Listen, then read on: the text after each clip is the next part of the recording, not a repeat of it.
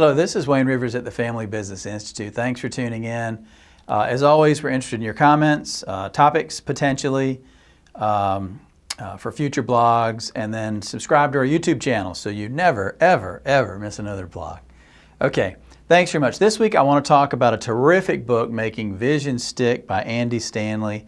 Andy is a minister for one of the big churches around, and obviously in a church, you seem like your vision ought to be really clear, but it's not always. And so that's what he talks about in this book. It's only about 70 pages. It's a short read, but it's really powerful. Obviously, the shorter the book, the more concise the message, which I kind of like. Maybe my next book should be 70 pages. Anyway, so the main thing he asks in this book is, how do you make your vision sticky? Because we talk about vision, mission, and values all the time in these blogs. And then me as a leader, and I'm sure you as a leader, you think, well, gosh, we put all this time and effort into it. How come nobody else really believes in this vision and this mission the way I do? How come it's not as close to their hearts as it is for me? And Andy says, hey man, look, that's not the fault of the followers.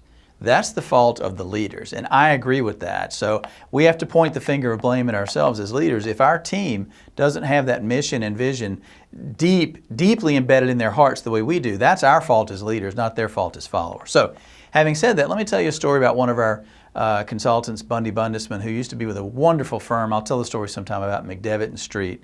But McDevitt Street was started by Bob Street. He was the principal owner. And Bundy was actually running the Southern California office at the time.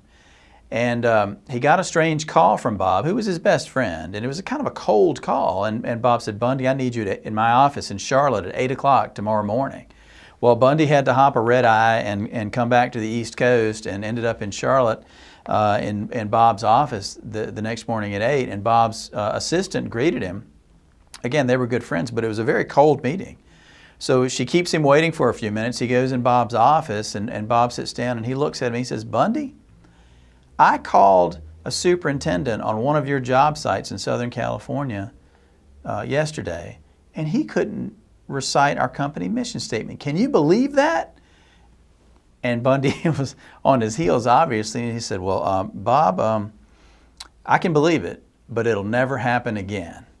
And Bob said, good, and dismissed him. And that was the entire meeting. He paid for a guy to travel all the way from the West Coast on a last-minute ticket and back home again to the West Coast for the simple reason to impart that you, as the leader of that office out West, you need to make sure that every single person has that mission close to their hearts. And that was a lesson Bundy never forgot.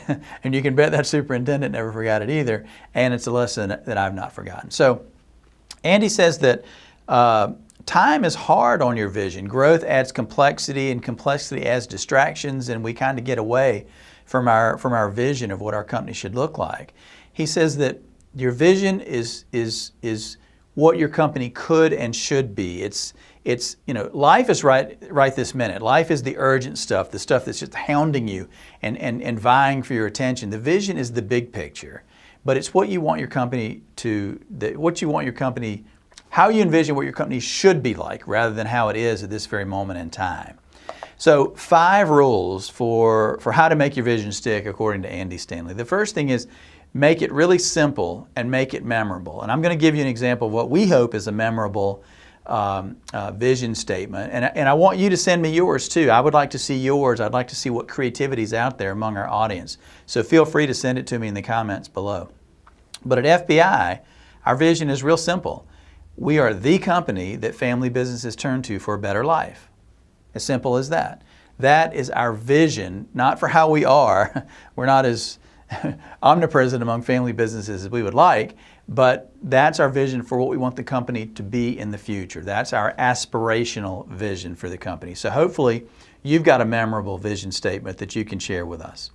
The second thing is, cast it convincingly. Every vision, according to Andy Stanley, is a solution to a problem. So your vision statement should have something of a problem-solving element to it. In our case, a better life for family businesses. That's what we want you to have. What do you want in life, really, as a family business leader? You want 2 things: a prosperous company and a harmonious family. That's what we want to be able to give to people, and that's what our vision imparts. The third thing, repeat it regularly. And this is what we don't do often enough as leaders. We worry about being redundant and saying the same thing over and over. But you have to do that, especially as your company grows and you have more complexity and more people and more new faces and more new systems and all that kind of stuff.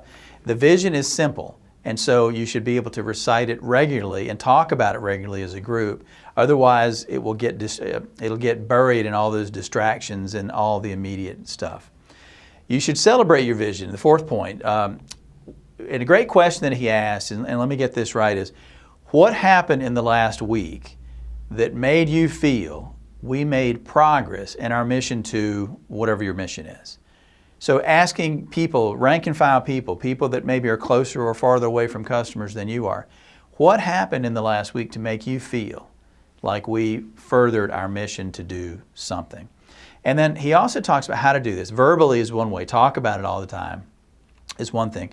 But you can also send people notes. You can use it in your email communications. You can make your vision, communication is more than just verbal today, of course. So by all means, in all your forms of company communication, talk about your vision. And then finally, the fifth thing, and maybe the most important thing, is you've got to embrace the vision personally. You have got to live your vision as the leader. If you're not, if you're saying, we're going to be 100% honest in all our dealings, and then you go and try to cheat on your taxes or screw over a vendor or not pay somebody on time or something like that, then you're not living, you're not embodying those values. And people, as you've heard me say many times, people respond much more energetically to the things they see you doing rather than the things they hear you saying. So if you're not going to live your vision, by all means, forget about it, because it's not going to be genuine, it's not going to be authentic.